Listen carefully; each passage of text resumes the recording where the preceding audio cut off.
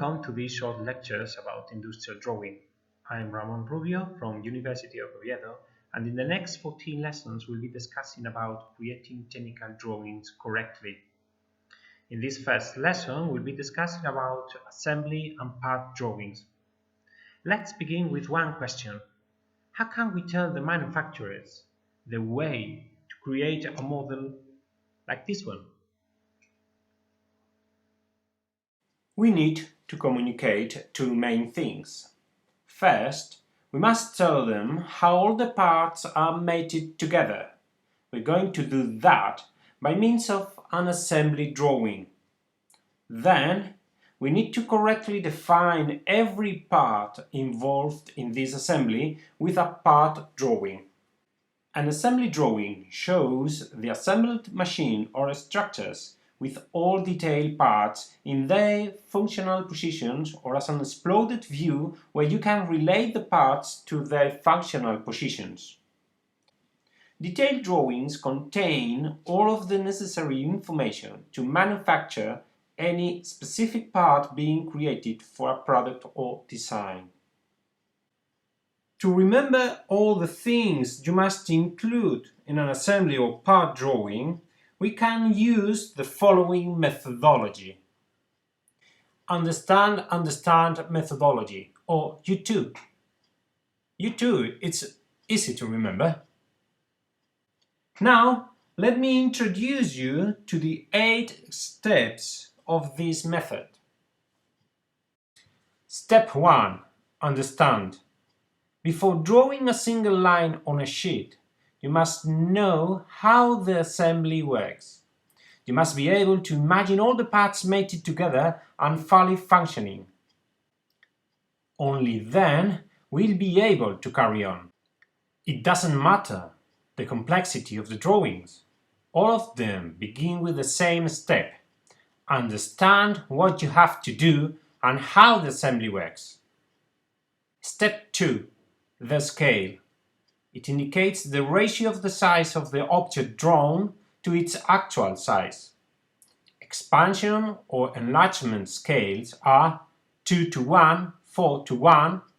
It is not mandatory, but keep in mind these numbers: 1, 2, and 5. Step 3. Keep the purpose in mind when you select the views from an assembly drawing.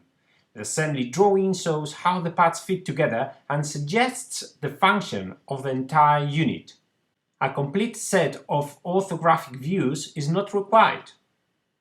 Assembly drawings are not usually dimensioned except to show the relative positions or total dimensions. Because assemblies often have parts fitting into or overlapping other parts, 2D and 3D sections are useful views. In assembly sections, it is necessary not only to show the cut surfaces, but also to distinguish between adjacent parts.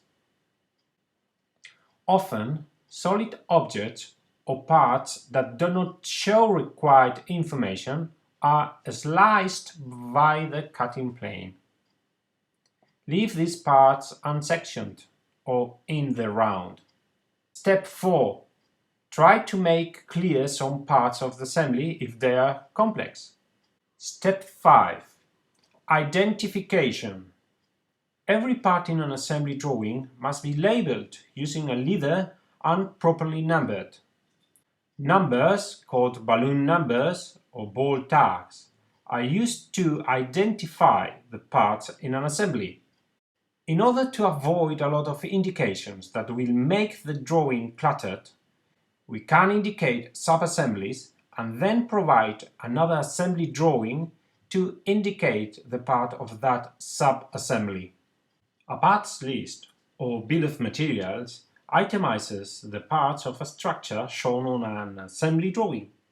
It includes quantity required, name, part identification number, material, so on. Step 7. The title block is used to identify the drawing.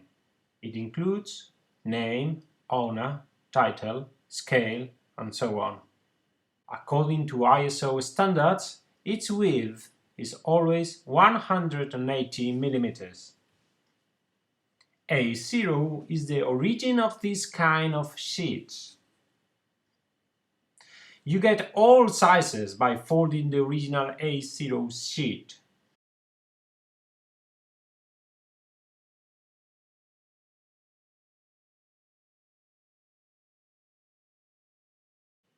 And finally, we finish the dance as we began it, understanding what we have drawn.